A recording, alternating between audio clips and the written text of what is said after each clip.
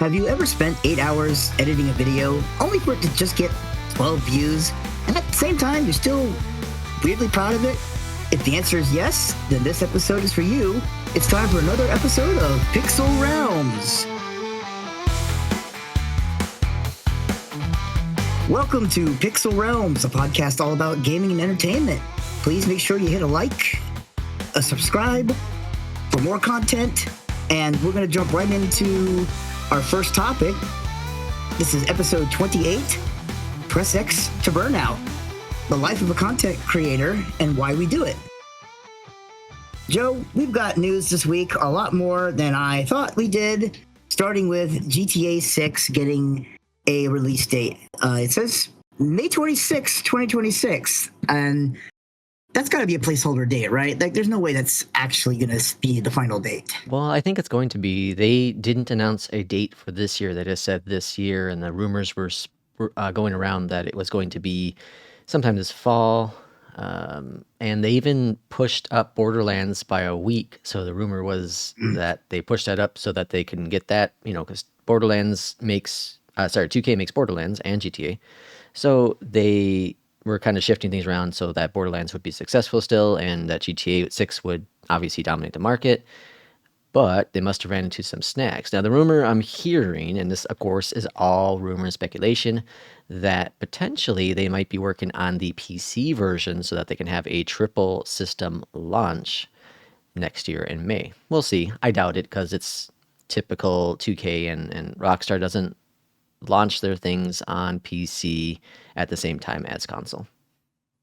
That's fair. I mean, I don't know. We'll see. I kind of still feel like this is a placeholder date, but if it comes out when it's supposed to, cool. And you mentioned Xbox in there, I think, a minute ago, right? Yes. So, or Microsoft, technically. Yeah, price raising already for $80 across the board. That's just gonna be great. Doesn't their stuff already not sell though? Like, yeah, it's an interesting shuffle time. Yeah, it's an interesting tactic for sure. So $80 on the consoles, and we'll see about the accessories. Probably $10. Games probably $10 as well. It's an interesting dilemma that Microsoft's in.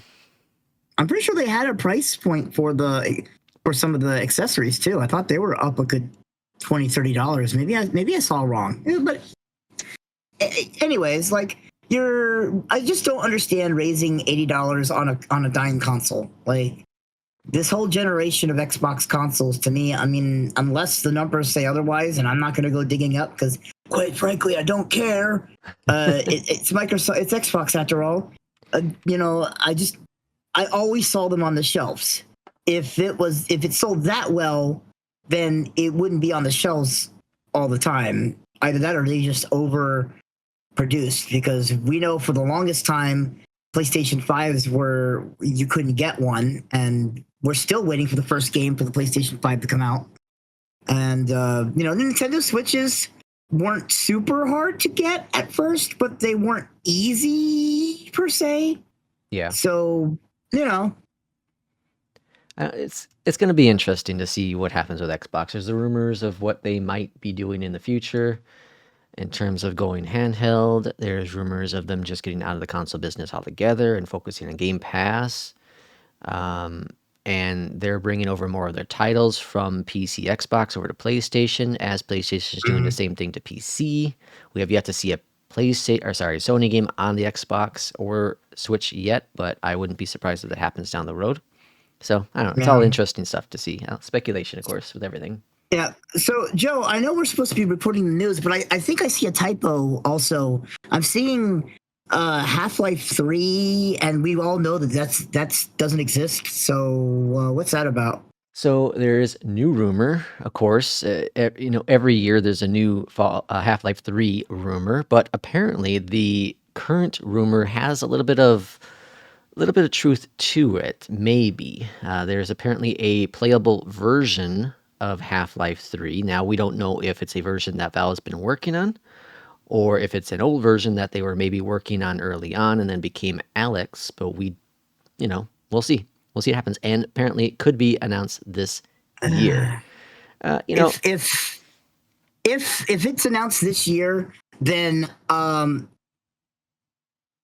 eat my hat, and I don't wear hats. But you know who should wear a hat all the time? Our dilapidated Cheeto of a president. Yeah, we're potentially going to be facing here in the U.S. a 100% tariffs on movies not made in the U.S. That's at least the proposal. And leading this charge, apparently, this is updated news I got this morning, is Mr. John Voight, who is the head guru over there at the White House for entertainment. Great.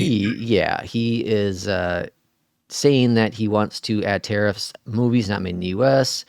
Obviously, the studios pushed back instantly and said it could collapse the movie industry because movie prices aren't enough already at the theater, let alone digital movies that are the same cost as Blu-rays, and the subscription costs across the board at Netflix, HBO and whatever. But then also look at this way. A lot of studios go outside the U.S. because the landscape fits the movies, and the landscapes outside the U.S. look a lot better. Let's be real. How many movies were filmed in New Zealand? Exactly. Just because of the New Zealand, landscapes. Europe, also, Canada. I'm a big proprietor of Japanese animation. Yes. And I'll tell you what, he's already fucked over my figure collecting. All of my collectibles that I get from Japan are all of my companies that I buy from are no longer selling to the US. So I'm out with them. Hasbro, I believe, is from at least their Transformers are made and shipped from, I believe, Vietnam or China. So they're a lot of those companies are telling us at the fandom that we can't get shit. Now, if I can't get my anime too, we're gonna have some problems. Yeah, I don't know. It's a mess. It's a mess. Let's not drag into this one too much because there is a whole bunch. Marvel Thunderbolts released. Maybe? Yeah, so Thunderbolts released. So we're recording this on the 6th of May. It released the weekend prior to, so I think it came out on the 1st of May. As the title Thunderbolts. Well, all of a sudden, Marvel said that they are officially retitling the movie to the new Avengers. Is that because people don't know what Thunderbolts is and they know what the Avengers is, so they're trying to capitalize? Did it do awful in the box office initially? I don't know what it did. So I've heard that it might not be that bad. At least it didn't do as bad as Captain America. But I can tell you why they did this, because Thunderbolts was a team that was heavily revolved around Red Hulk, which they used up in Captain America. So people were already going to probably not go see the film because, well, you can't be the Thunderbolts without Red Hulk. So that was probably what that was about. My opinion. I don't have Sunday's numbers, but as of Friday, Saturday, Sunday, so the 2nd, 3rd, and 4th, it's at about $74 million. That's not looking too hot. Worldwide, 160, but Marvel movies don't do well overseas. I mean, it's not looking hot, but I think it's looking better than they've been looking a little bit. I mean, you can't go up against Chicken Jockey, so what are you going to do? Well, let's just put it in perspective of this. The 3 days of Minecraft was at 100 weekend theater, I believe. Was at 162 million. Wait, this week too, or no, last week? I'm talking about its launch week. The three days for its launch week. Yeah, I was about to say this is like the second week. How did it do? I want to know. It's only done like 10 million this past weekend. Which is still 1/7 the cost, 1/7 of what Thunderbolt did, but also it's a movie that's been out for a while. It's only been out a week or two, hasn't it? It's been out all of. Let me see. Hold on a second. It's been out a month. It came out on April 4th. Really? I didn't think it'd been out that long. Holy crap! I've lost the whole month, Joe. Speaking of lost, just kidding.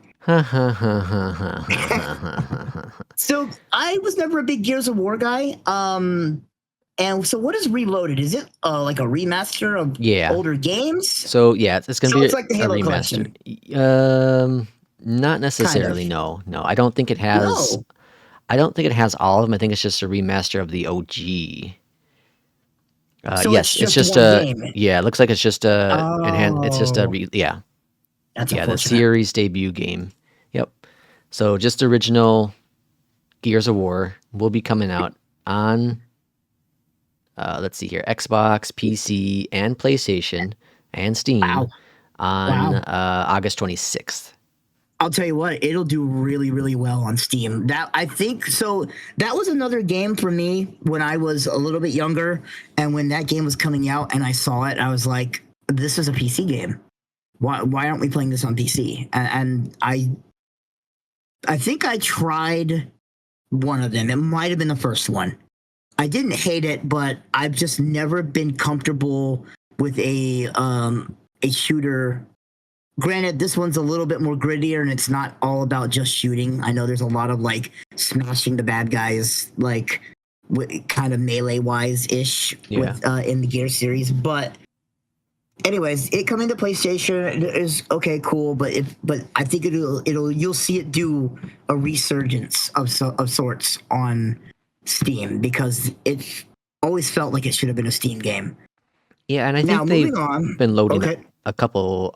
I may be incorrect in this, but I think there's a couple Gears of War already on there are Steam. If there maybe are it's just the a newer tactical ones. one. Yeah, there's. No, I'm pretty sure Gears 5, maybe even Gears 4, but I know 5. I'm pretty sure Actually, 5. I stand incorrected. None of them are on Steam. Just a quick search, Gears of War, and nothing's on there. They used to be. Yeah, Gears 5 is I see it right here for $9.89. Oh, okay, yeah, okay. Oh, Gears yeah. Okay, so this is your Gears tactics 5. and yeah, okay. Yep. If you type in Tactics Gears of Reloaded. War, I just put Gears. that's weird. It doesn't show up. Anywho, Yeah, that's now moving on to the topic. So real fast because I know we don't want to stick on things for too long. I just want to bring up the reason why I chose this topic. As you know, and I'm not going to dive deep into any story because we want to move this along. But as you know, I'm heavily involved in the VTuber community, and I've been, to the point where I've even become a VTuber myself, or I will be when this episode comes out. I believe will be the week where I'm actually going to be starting my streaming back up, if I'm not mistaken. And there was a big controversy. I'm not going to get into it, but it was all about a content creator who was already successful and ended up kind of backstabbing people who kind of brought her to the dance per se, that people that she were her friends and they thought were her friends, and all along it was kind of this kind of it's just business sort of mentality. And it made me think about, like, Joe, why do you create content? Why do we create content? I know my reasons are probably different than yours. I know both of us would love to make money off of content creation, but I'm sure I highly doubt with you, and because I know it's not for me, that is why we started doing it. That was just the caveat of if it does well and makes money, awesome. So why do you create content? hobby. It's a hobby. Honestly, Right? it's all for fun. I don't whether I make money or not. It could be second to me. For me, I enjoy what I do, and I Mm-hmm. want to share my knowledge with other people. Exactly, and that's kind of where I'm at now. I've been making content creation content for a while, off and on, very off and on. I think since at least I want to say 2014. I'd have to look it up, but it was around the time when an MMO called Arcade had come out, when I just decided to start hitting go live on my computer with Twitch and OBS and everything, and started making content. And I never had any real success. Like, I'd get some views here and there. I'd met some people I still talk to this day, off and on, even if we're not talking all the time. So it was about doing something that you enjoyed doing and sharing it, maybe sharing your experiences, and maybe building, like, for me, building something. Like, I would ultimately love to be successful, not just to make the money. I would love to build a community around people, where I can share my experiences in not just games and the things I enjoy, but also life experiences. Because, we're human beings. We're always growing. We're always learning. And, I lived a very different life than you. And you and I have shared stories and found interesting things that we've, been like, oh, wow, that's pretty similar. Or that's very different, but we come at it with different opinions. And that's kind of why what I wanted and want is to be able to experience things from other people's, I guess, experiences and learning about them. Like, that's very interesting that, you lived life that way. And I would like to think about how would I have done that particular thing. So it's not just a hobby, but that's definitely a big part of it.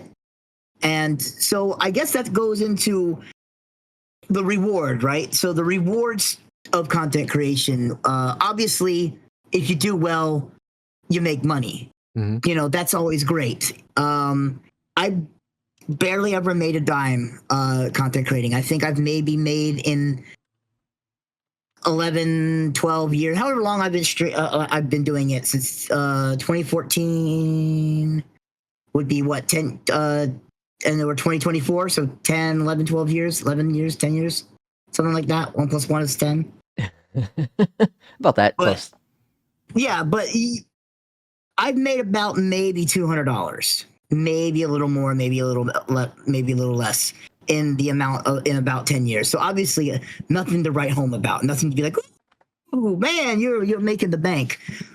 But I've had a lot of interesting experiences. I've met, some pretty decent people to, some obviously rude people because you're on the internet. Mm-hmm. So that's the reward, I feel like, meeting people, sharing something that you enjoy with the world and with other people.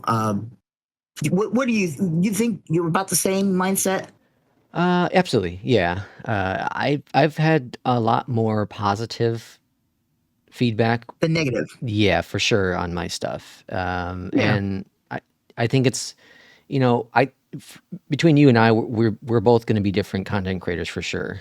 Obviously. Yeah, absolutely. Yeah, and I do a very niche community of light simming, which Mm-hmm. obviously will have its toxic people like everything else. Oh, But yeah. for the most part, people seem to be pretty positive because they're coming in there to learn new things. And then I think that's a Mm-hmm. lot of what flight simming is about. At least the community is Yep. more about education than entertainment. Whereas you're going to be Yeah. more in the entertainment portion Yeah. of things. So when I first started, I really wanted to just play RPGs and JRPGs. Heck, that's why Hisoka RPG is technically my name. That's what I've been going by Hisoka for longer than I've known you, and I've known you since 2002, 2001, About 2002, that. something around there. Yeah. So I've been going by Hisoka for a long time because I, came from anime, a character in an anime, and I originally went by the name Hisoka 316, and it wasn't because I was religious. I combined a character from anime that I really liked and my favorite wrestler was Stone Cold Steve Austin 316, blah blah blah blah blah. So clever Hisoka 316. There you go. And then as I started rebranding and started thinking about things, I was like, I really don't want to have numbers in my name, but the name Hisoka was taken, even though the person who has that name never streamed, like ever or barely. There still would have been like a billion other people trying to get the name, but it's fine. So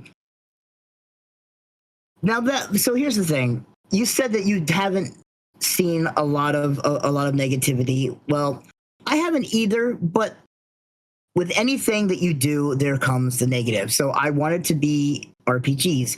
Well, one of the risks of that is your time, right? So I used to stream, go live 6 hours, maybe 8 hours, might peak at like 4 viewers. And then that's not even including like the occasional negative person that would come in and be like, because I had my camera on, so oh, look at this guy wearing whatever shirt or oh, you're overweight or this or that, and like genuinely I never had too many experiences with that, and if I did. It didn't bother me. Something about, when you're overweight, like you kind of grow up and you grow up with it. You kind of get thicker skin. Hmm. But there's still that kind of stuff out there. So there's the kind of the reward of maybe making money or building a community, and then there's the risk of nobody watching your stuff, nobody coming to your streams, maybe getting trolls. Maybe you put a lot of money into your stream. Maybe you buy equipment and pay for all kinds of things. I know, being a VTuber, I'm on the very low end of the money spectrum of VTubing. I didn't pay that much for my model. I've commissioned some art. I've commissioned some things here and there. Very low end of what VTubing does. The VTubers, like nowadays, the really, really successful ones, they're spending at least 10 grand on just the model. That's not to include your PC, your microphone, your just all the other stuff that you need, right? Yeah. That's just the model that they use on screen. So there's that cost as well. Yeah. What do you Cost. use for your stream? Like, how much would you say that you've put into your stream, out of curiosity? I'll be honest. Everything I bought for myself. I didn't buy for streaming. Yeah. I didn't buy for content creating. I bought it because I wanted better quality for the stuff I'm doing. So like I have stream decks, even the mic I bought. I bought the mic because I was doing stuff with AI ATC with Flight Sim, so I wanted to have it be able to pick up my voice better. And no, but it's stuff that you bought for yourself, purely for your own entertainment. That you're like, hey, I've got this good stuff and I can use it for the stream.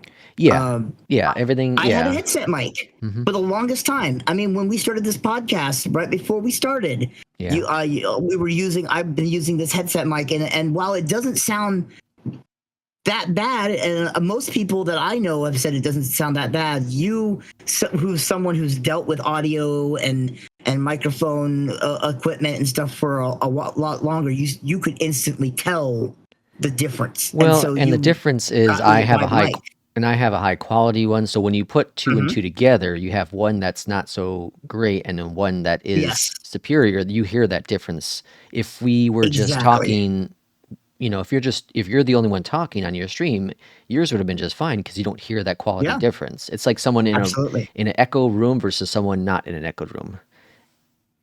Yeah, no, absolutely. But other than that, because you convinced me to buy the microphone that I have now, the Shure, what is it, the SMB 7 or 07 or whatnot, and I know a lot of content creators who use this mic. Yeah, it's a very popular mic. And it really wasn't that expensive. I think I spent $100, maybe $200 for a high quality product. It's not bad at all.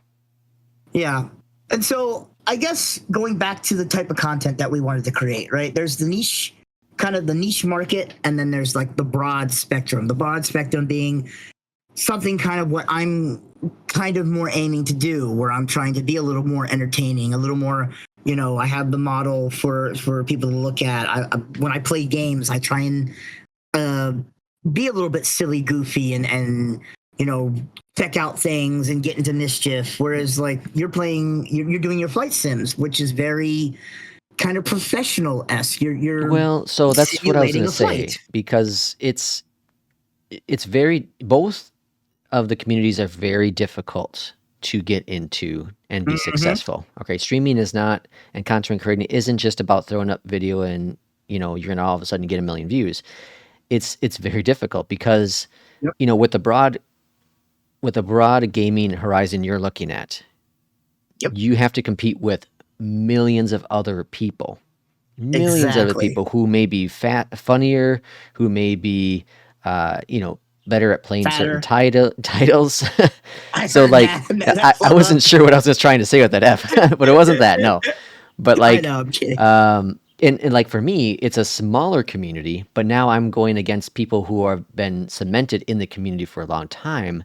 But I also and this is super important to me, and I'm not sure about you, but this is also very important to me, is I don't want to take viewers away from them, because this is how they make a living, some of them, right? I don't Yes. want to take them away. What I want to do is add to the community. So if we get new people join the community, that's the target I'm going after. You're new to flight sim. What can I do to teach you the knowledge that I have? And then once you learn what I have and you're ready for the entertainment factor, all right, go to one of those other guys. Yeah. So with mine's a little bit. It is a lot more cutthroat. I feel like because you're trying to make your claim in a market that's way oversaturated. Ideally, it's not that I'm trying to take other viewers. It's more like I'm just trying to further entertain on stuff that's already being done because, and it's an algorithm. It's a schedule thing. It's a lot harder than it sounds because I'm trying to find a time slot that works for me, a time slot that'll bring in viewers, but not ultimately steal from any other smaller content creator. Because that's the thing is you're fighting with other content creators that are just as small as you, or maybe a little bit bigger, or even a little bit smaller. You're not going to steal from the big people. That's just not going to happen. Not unless they screw up and they ruin their own careers. You're not gonna ruin those people's time. You're not gonna take from them. It's an alternative. So what you are doing is you're competing with people that are like you, and I don't really like doing that. I would rather be like what I've seen a lot of other content creators do, especially in the VTuber sphere, which is where I'm gonna be, is where you get like a whole group of people who are kind of friends, and they kind of all intermingle their communities. Yeah. You'd have 6 or 7 people that all make roughly the same content creation, but they're on at various different hours of the day, where it can be like, okay, let's say I know 3 other streamers that do stuff similar to me, but one person starts at 6 o'clock in the morning and I start at around 10 or 11. Let's say they stream 3 or 4 hours. Theoretically, in a perfect world, they'd go, okay, well, I'm done streaming for the day. Let's see who's on. Oh, Mark's on. Let's go over there and join them. And then people who want to stick around, who aren't ready to leave for the day, that aren't just there for just their content creator, will say, oh, let's hang out with him and his community. And then when I finish my stream, I look and say, oh, this person's on. Let's go over there. And sometimes you'll get like that person who maybe has a day off, right? And they just want to chill and watch streams all day. So they go from one creator to another. And then that's kind of how you build like a whole community of not just your own community. It's a I guess you could say like a branched out community, because you're multiple content creators all kind of sharing. That's ideally what I would like to do. One thing that's really cool about Twitch is that it allows you to raid other people.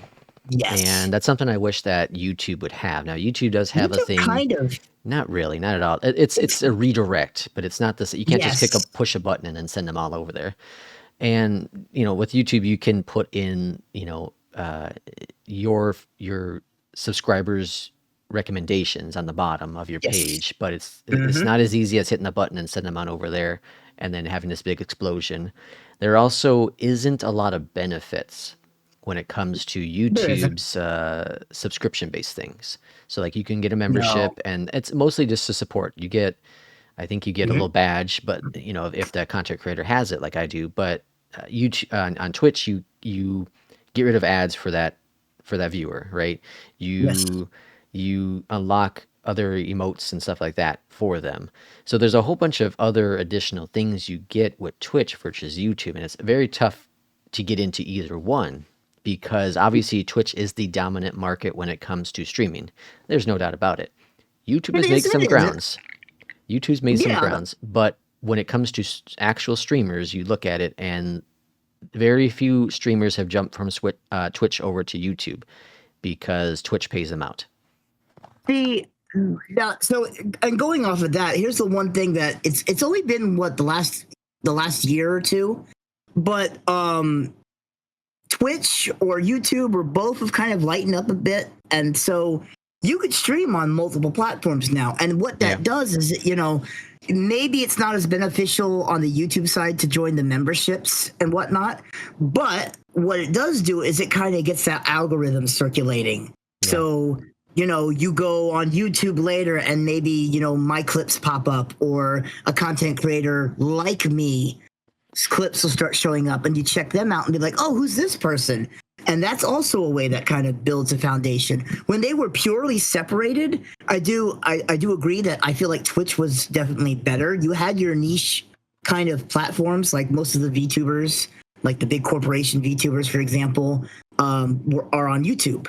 Yeah. But then Twitch started, then a lot of them started getting big on Twitch as well. And now you see a lot of intermingling there. So yeah, it's all about now it's kind of a shared thing. But when it was separate, it was definitely a lot harder. And that brings me to the next kind of point. When do you quit? Like, what makes you quit compared to, like, why should you keep going? For me, when I quit streaming, and this last time, for example, I've been on about a 2-year, maybe even 3. I lose track of time real easily, but easily a 2-year hiatus where I stopped streaming, and I was doing relatively okay. Like, for me, I was getting average between 4 to 10 viewers, which is still isn't saying much, but any growth is better than no growth, or I guess anti-growth, where you're going down. Yeah. So, but that just goes to show, I've seen so many content creators where I find something of theirs and I'll be like, oh, they're really funny, and then maybe I lose track of them, right? And then I find out a year later, 2 years later, they don't do this anymore. Mm-hmm. So what keeps you going compared to maybe calling it quits? For me, when I took my break, it was burnout. It was streaming for some days. I would look at my view counter and see one person or two people at most, and those were usually my friends, which I loved them for being there, but it was like I wanted to build something bigger and I'm not making any headway. And then you go and you start losing confidence in yourself, or you start wondering, like, I'm getting 1 or 2 people, why do I even bothering? And a lot of that kind of played into the psyche, and it led me down a bad road. And I ultimately said, I'm not doing this anymore for a while. And because I'm streaming for 6 hours, 8 hours, 12 hours. I think my record is, like, I think I did it was either a 16 or a 19-hour stream. Granted, I was playing a very big, story-heavy RPG, so it was very easy to keep going. But ultimately, that entire 16-plus hour stream was very fluctuated, where I always had my one friend there, and then other people would come and go. But, at least with Flight Sim, for example, you can do kind of a flight, a mission, whatever it's called, and kind of be done, and people not miss anything, because it's like, okay, well, I wanted to see this thing, I can watch the VOD later, blah blah blah blah blah. But with RPGs like what I was into, if you missed part of the story, it was very kind of hard to keep up, if you missed a stream and a big chunk of story happened that stream and you're coming into the next stream, you're already kind of behind. Yeah. Because in a perfect world, everyone goes back and watches your VODs, but let's be honest, a lot of times VOD watching is for the very dedicated. Yeah, absolutely. So why keep going, Joe, on when you were first starting and maybe you weren't doing as well? And, well, yes, you were doing it for a hobby, but I'm sure there was probably a part of you that was like, man, like, no one's coming to watch. Like, why am I doing this? Well, when I first started, and even to this day, I make mostly recorded content. I stream maybe once a week. Sometimes I don't stream that week, just depending on what life is, what my work schedule is like, whenever it be. But, with flight simming, there's not a whole lot of action going on. So you have that, depending on how long the flight's going to be, and I like to do shorter flights, but you have like 30, 40 minutes worth of doing absolutely nothing but staring at a screen. And that could wear you out for sure. And the most fun I have with streams is when I get people coming in and we have conversations. And that typically happens every single Yes. stream where I have that conversational piece. It kind of fills in the void. But when there are lurkers, and lurkers are great to have, but when there's lurkers and Yes.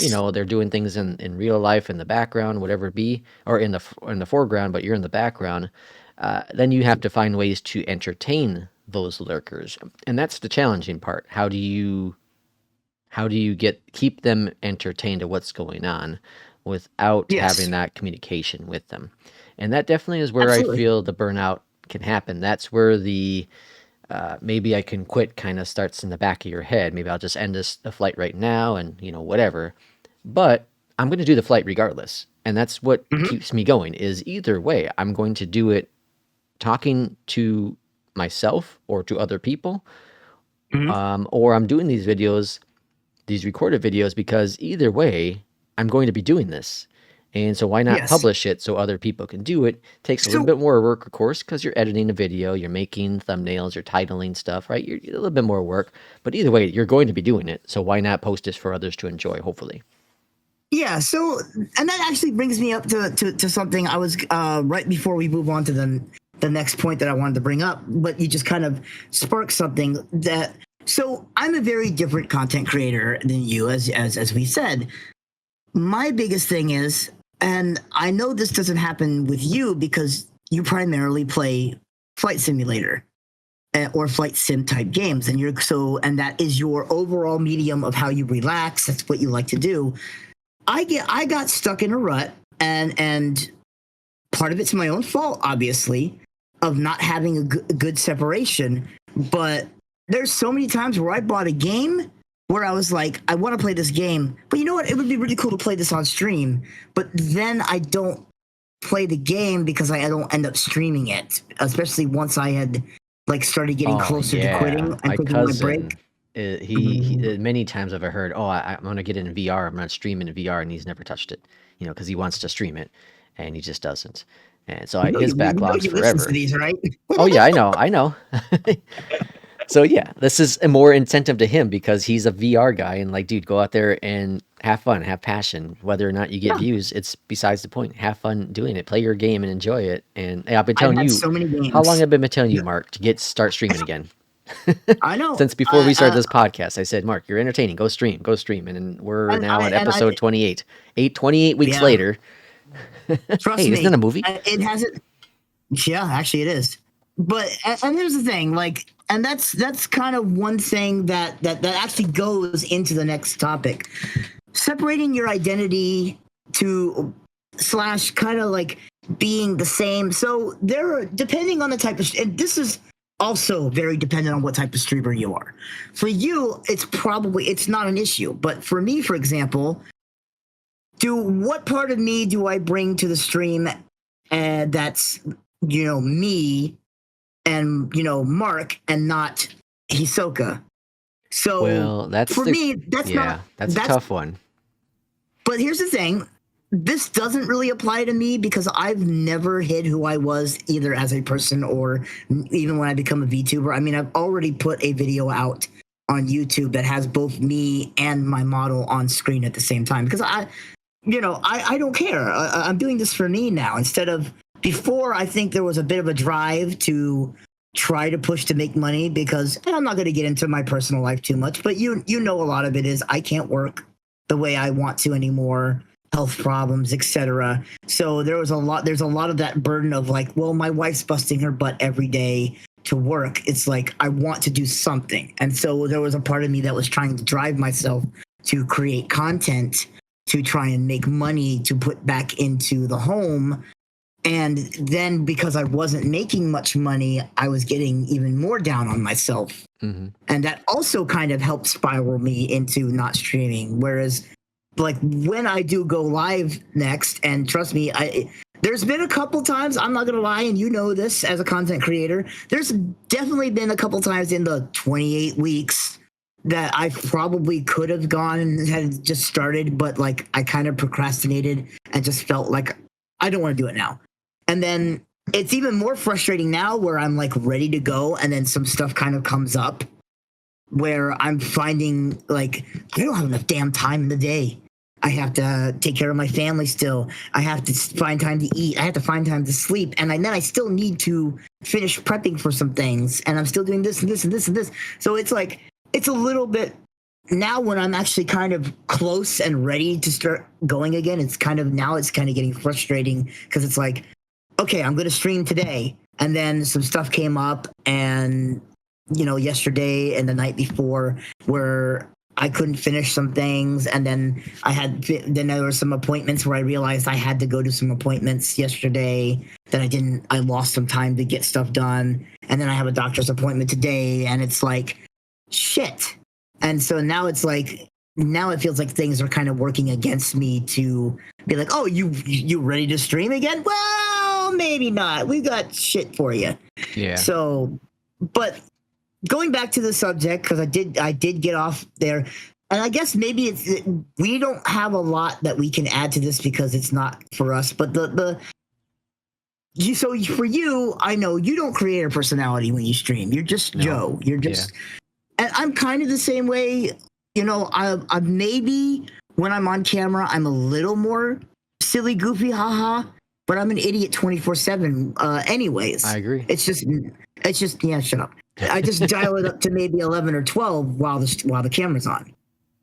And I kind of mentioned this as a part of this whole tangent too. Is like when you're trying to make a hobby into a job, it ultimately sours the hobby. At least it can. Yeah, I agree. And I feel like it hasn't for you though, which is great. And for people ask me like, aren't you going to get burnt out, with the content you make? And I'll be honest, I wish like you'd be burnt out when so we could play games together. well, yeah, when I first started doing this, I was pushing out content galore. Mm-hmm. And as things have progressed with the channel and we got more subscribers, more views, etc., I've dialed back the amount of videos I make and focus on just core content instead of doing just, a takeoff or a landing. I now do things that actually help people, at least hopefully help people figure out certain things with Flight Sim. And so more of an educational channel versus, just flat out entertainment channel. And it's done It's funny even you say better that. for me. I was gonna say it's so funny that you say that, but go ahead, finish your statement. I didn't mean to cut you off like that. Yeah. So when I do my live streams, the live streams I feel are going to be more the entertainment factor because it's a full flight. It's from takeoff to landing. I have my little intro. We talk about things real quick. We get up in the air. We start flying.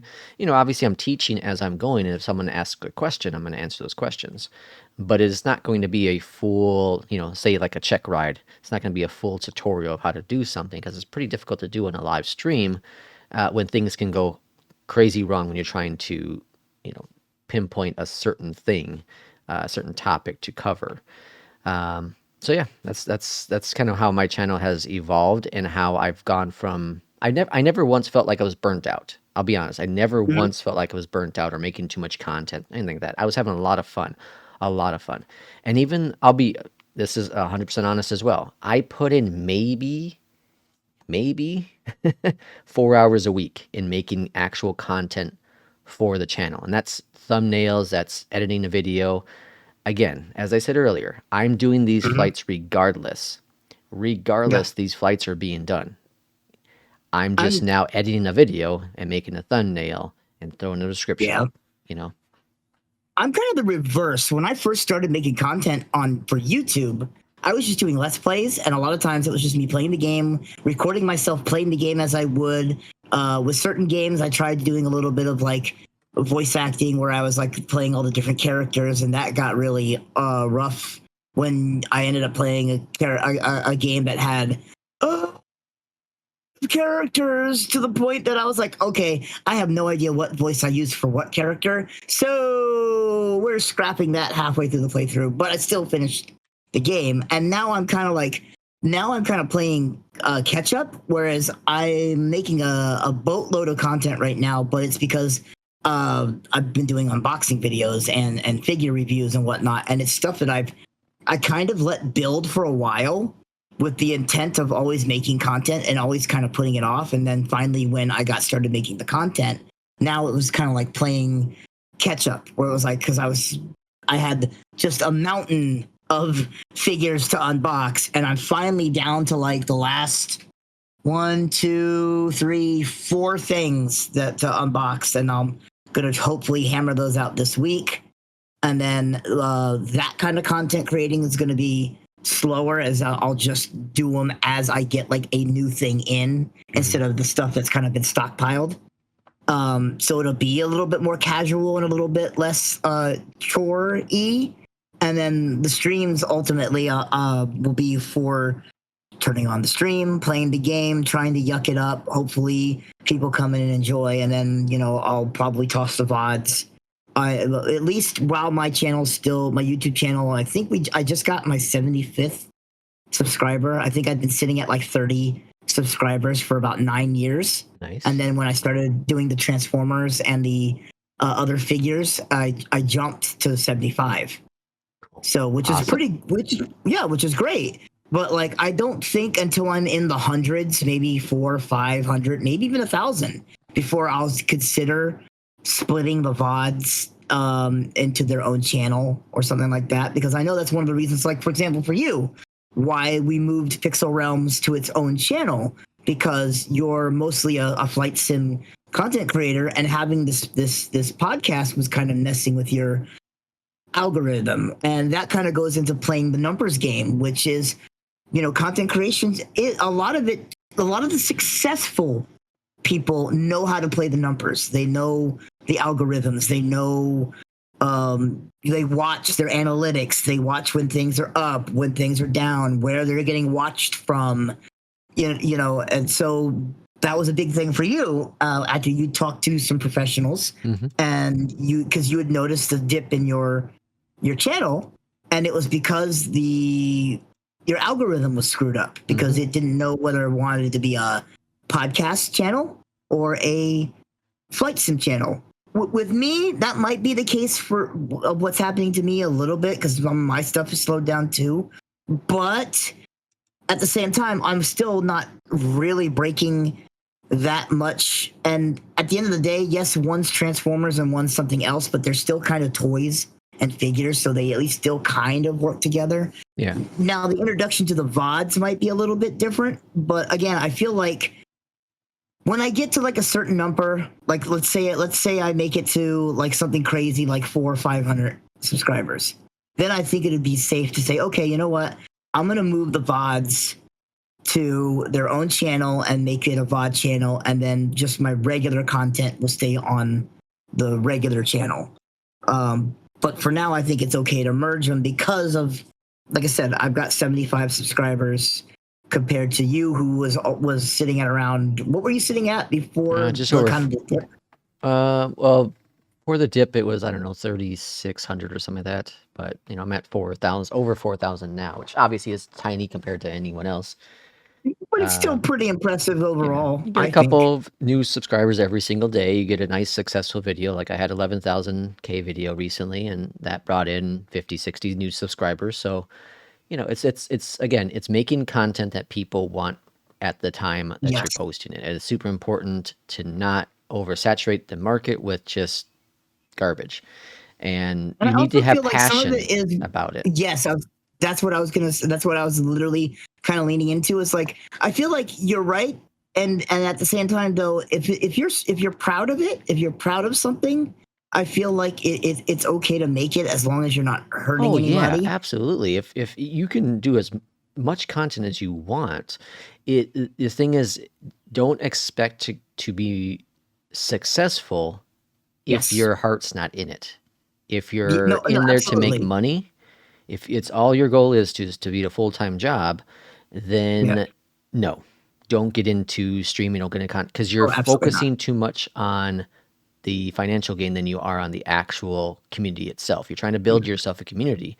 You're trying to have, think of it. You're trying to be you're trying to be everyone's best friend. Yeah. Right. You're in school and you're trying to be everyone's best friend. The circle, everything revolves around you, because the people are coming towards you for this content. Yes. you're providing that information.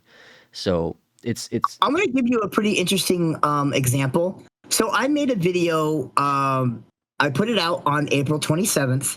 It was a video kind of just giving my thoughts and feelings to a content creator who just retired in the VTuber community. The biggest, like basically the Michael Jordan of VTubers, basically called it quits.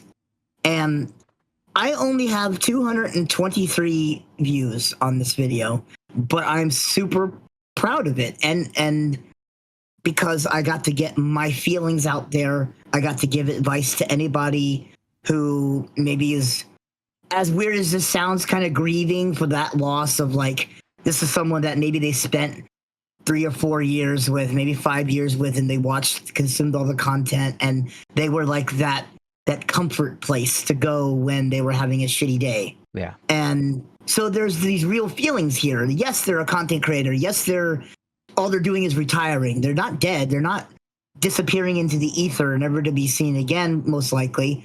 But it's just a certain, like, page of a book or that's closing, or I guess you could say a book that's closing that you're not going to quite get back. Yes, you can watch the old content, but you're not going to get, that book. Yeah. And so there's a little bit of a separation anxiety / mourning there. And I felt like getting out my feelings about the whole thing and kind of reminding people that, like, be proud of the time that and love the time that you spent with the content creator, but also be proud of the content creator for realizing that it was time for them to move on. Mm-hmm. They weren't in a healthy space.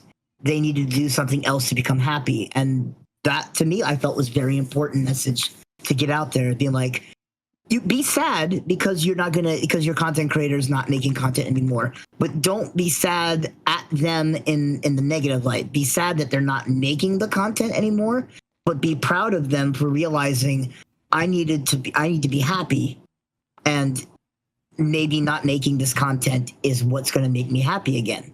Yeah. So, and I felt that was important. And so, did it do a ginormous amount of views? No, of course not. But am I really proud of it? Yes, absolutely.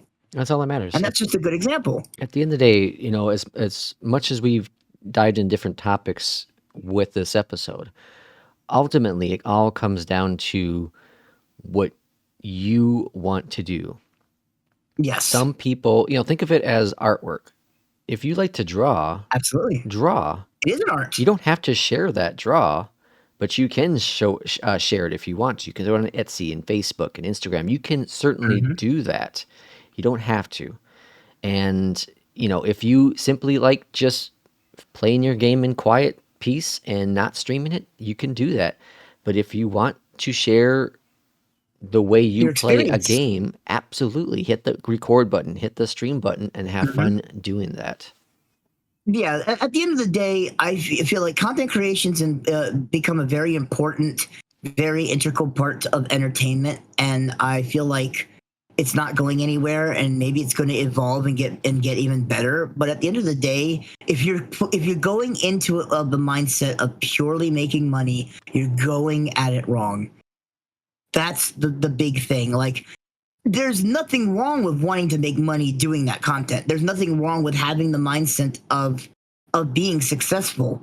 But I feel like if you're looking at it purely as a business first and not an art or an entertainment factor, then I just think I feel like you're approaching it wrong, because at the end of the day, content creation is also a luck thing. You're gonna make the content that you want to create, and there's nothing wrong with that. There's nothing lucky about that. But if you're going at it to be successful, that's where the luck comes in. There are so many other people out there, hundreds, thousands, probably millions. I'm sure there's thousands of brand new people who go live for the first time today, tomorrow. It's like, and all of them, but maybe one will fail. Maybe they'll all succeed, but most likely, most of them are going to fail. But it's not a failure if you're doing it for the right reasons. But if you're doing it purely for a business an entertainment and money making factor, then you're doing it for the wrong reasons. And I think that ultimately is what it boils down to: is make the content that you want to make, have fun with it, hope that other people will join you and enjoy what you enjoy. But, also keep in mind that there's a lot of things that factor in success, and luck is a big part of it. Oh, huge part of it. Absolutely. Absolutely. Well, anything else we can add to this one, Mark? No, I feel like that was, really good. We could have added a few more things, but honestly, it's all going to boil down to the same thing.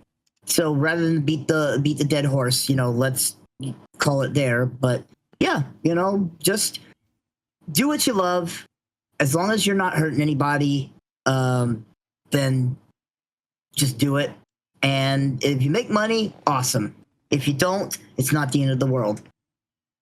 And on note of that, it's going to be a pressure moment episode for Mark, because by the time we do our next episode, that clock's ticking, and he better have a schedule set up for his next official stream for his channel. That's actually funny that you say that. And if That's he doesn't, funny that you say that. If he doesn't, there will be no more Pixel Realms. It's done. It's over. Pixel Realms now is in the hands of a Hosoka. And if it doesn't happen, so if this is the last episode, you blame Mark. Okay. But it's funny that you say that, as I actually planning on no later than Saturday, but most likely Thursday or Friday. I'm planning on posting on my Twitter and then on my Discord my streaming schedule for next week. I've got the template. I just need to add a few things and then finalize what days that I'm actually going to be streaming, and then the tentative of what I'm playing. Even though I've already got that kind of hammered out, it's just a matter of am I going to put it here or here? So, Well, I've heard this before. So, again, I will show you in Minecraft. Again, if there is no more Pixel Realms, you blame Mr. Mark. I'll send you the address through Discord, no problem. And we'll see everyone for the next episode. As always, take care, and we'll see you next time. Bye-bye.